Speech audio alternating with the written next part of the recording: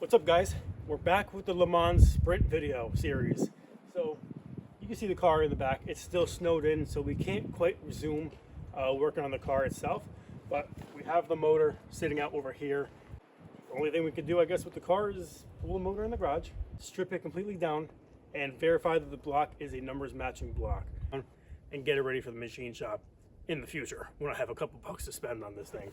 But yeah, that's the plan. We're sticking with this motor, so we're gonna do it right, and we got a lot to buy for the motor. So if anyone has any parts out there for the Overhead 6, let me know in the comments. I need everything. I feel you crumble in my arms down to your heart of stone. You bled me dry just like the tears you never show. Why don't you take what you want from me? Take what you need from me. Take what you want. Okay guys, we got all the head bolts undone. They're all loose.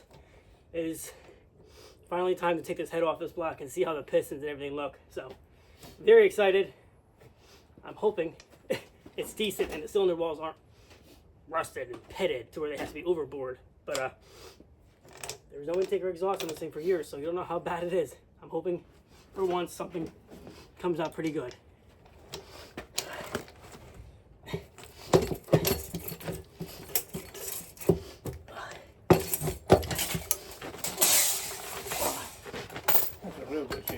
Oh, that ain't that bad.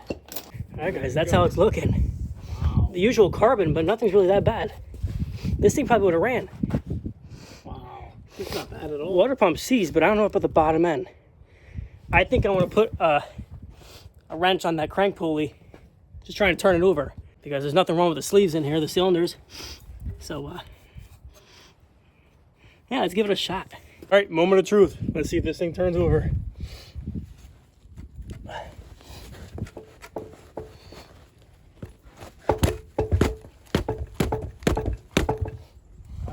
I don't see why it wouldn't. Is that crank locked?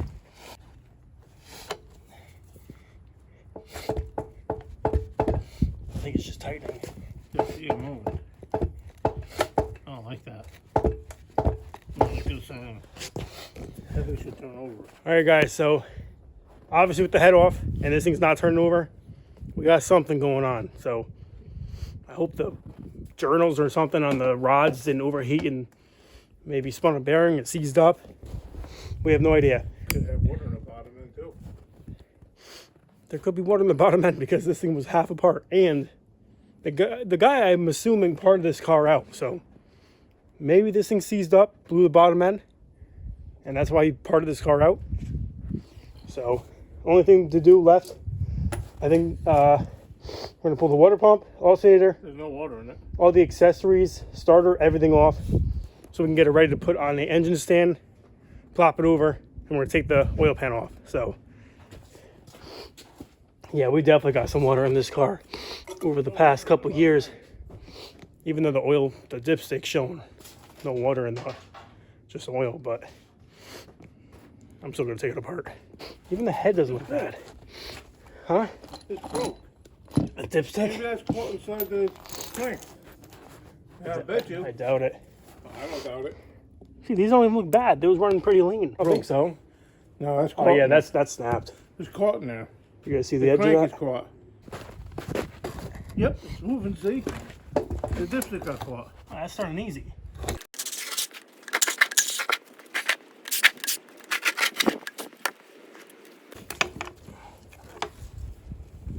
Oh, there's the crank. I don't know what this is. Oh, that's the gear for what? That's for your Distributor. oil filter. Not the distributor goes right there on that gear. Does it? And that rides on the pulley. So the crank drives the distributor. Oil filters here. See, that thing's funny. This Have all that cleaned up. This runs on a belt. Take what you want from me. Take what you need from me. Take what you want to go. I never needed anything from you. And all I ever asked was for the truth. That was one shot. A lot of rust in there, see? Well, sat. And that's very close to this. That's a sleeve right there. You know how many years this fucking shit sat? That's scary. This thing gotta get fucking tanked. I just did the workout of the week. I went all the way to the backyard in snow that's almost 2 feet tall. I had to grab the engine stand.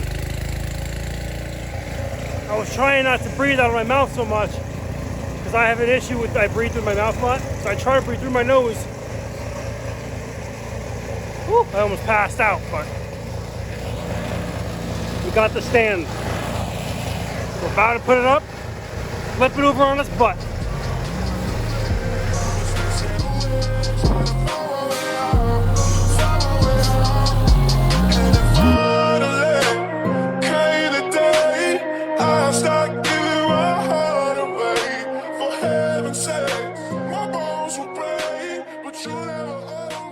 Alright, we're officially draining the oil so we can get it ready to flip over and take the pan off. I wonder if there's anything even in this.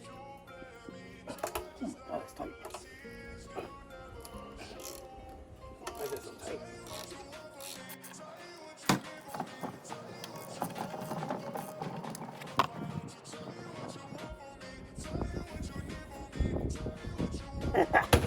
Alright, so nothing came out. I don't know if that's a good thing or a bad thing.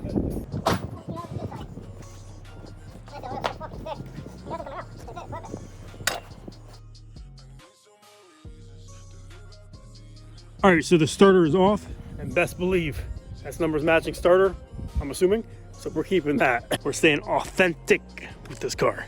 Numbers matching. Just like my balls in my, you know.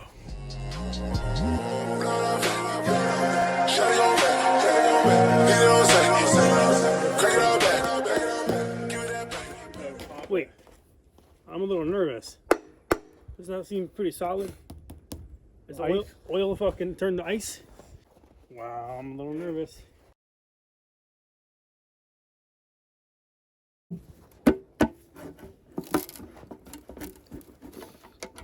There's definitely water in there.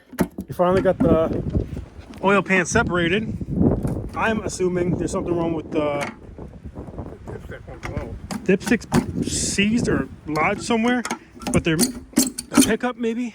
Oh, I see. Oh shit, that's not looking good. Just what I expected. I think I see water in there, or ice. That's the only, dude, this thing's separated, it's not coming up. There's ice stuck to the inside of the pan. To the pickup. Look. That's the problem. That's not good.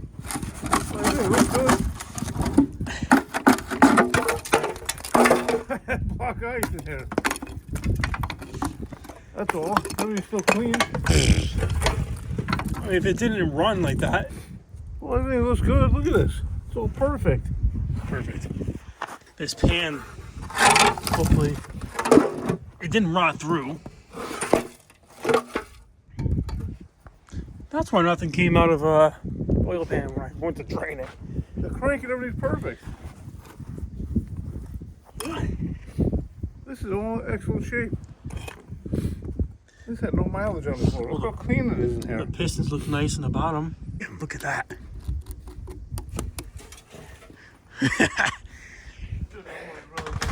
If this didn't come out like this, it wouldn't be a build of mine. Everything that I own has some type of trauma like this. The dipstick. That's why the end of it snapped. I would like to pull one of the crank rods off the end cap and just check the bearings. It'll kind of tell us how many miles are on this thing. You know, you don't want to pursue to build a motor and not know if the main bearings are okay. But it does look pretty good. Take this oil pump off. Damn, this sucks. Hey guys, it's 2:30 p.m. and we're working on a 230 cubic inch. How funny is that? But the crank was only moving so much forward and backwards. So it kind of makes sense. The crank wasn't able to move any further. Good thing we didn't force nothing. I mean, it probably wouldn't have done nothing. But the only thing we can really do now is, I think we're going to turn this back over like normal, put it in the garage, let the furnace run right next to it, and it's just the propane tank furnace. It's just gonna heat this thing up and it's just gonna drip on the floor and dry this thing up. So that's what we're gonna do next. We have every single thing off of this so far. So yeah, that's the only thing we can do is, it's always the iceberg. It's always this to ruin someone's day. But the inside looks actually really nice. The pistons underneath and the cylinders underneath. So if the oil or if the water was sitting at the base of the engine in the oil pan, it wasn't sitting in the sleeves or the piston area. Hopefully not the bearing area either. I mean, it's brass bearing, so it's not really gonna do nothing. And it's a cast crank, so I don't think that's gonna affect it anyways. You can't rust the cast crank, I don't think. A sealed one, yeah, but I think we might be okay. So let's clean this up and get this thing nice and cozy and warmed up. All right, so we got the furnace underneath the engine now, and got cardboard so we can see exactly how much water comes out. I just find it kind of satisfying. So let's see how wet we can get.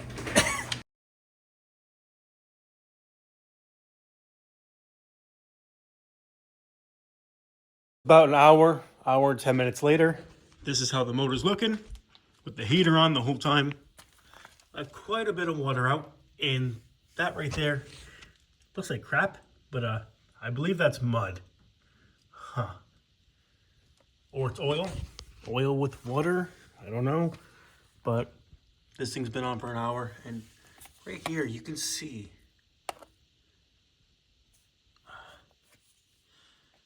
all that. That's what's there. So I really don't know, because that's definitely, looks like mud. I doubt that's oil, but I just put PB Blaster down all the cylinders just so it can kind of run down around the ring lands and all that, and it'll prevent it from getting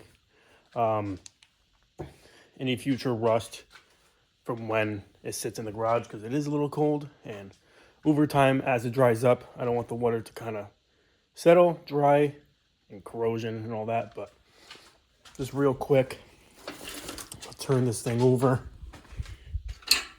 Let's see how it looks. Oh.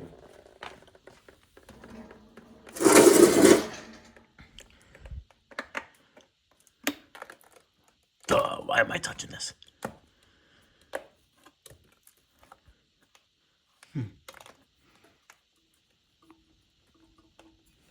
Okay.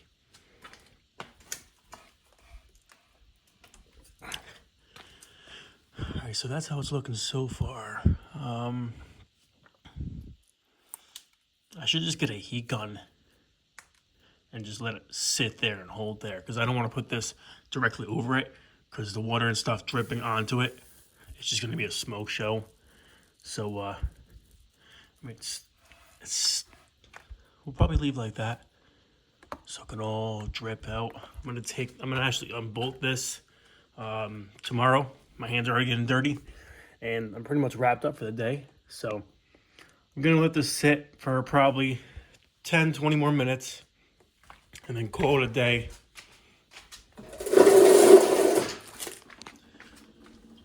But we should be okay. It's looking pretty good. So stay tuned for the next video. We're gonna decode the trim tag, the VIN number, and the codes on this block. And I'm gonna try and get to the rear end of the car and find a code for that, see if the sway bar setup is still on it, and to figure out if this car is a true manual car, 3 or 4 speed. I don't know. So stay tuned for the next video. Hope you guys enjoyed, and let's keep on going. Look, guys, it's snowing again. Forget about it. Stop snowing already. Like, look, forget about it. I'm ready to just lay down in the middle of the driveway and just let the snow bury me alive at this point. Look at the bends. Look at the bends. Come on, bends.